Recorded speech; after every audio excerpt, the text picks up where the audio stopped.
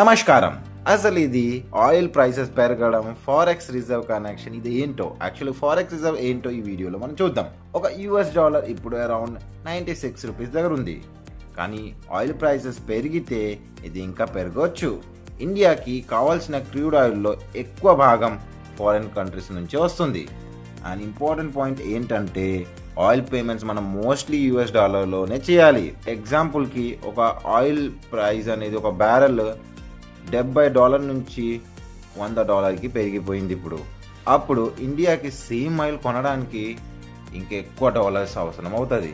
దీంతో ఇండియా దగ్గర ఉన్న ఫారెక్స్ రిజర్వ్స్ మీద ప్రెషర్ పెరుగుతుంది.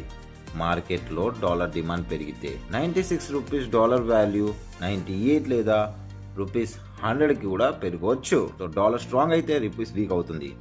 ఇప్పుడు petrol, diesel, electronics, flight tickets almost అన్ని కాస్ట్లీ అవుతాయి.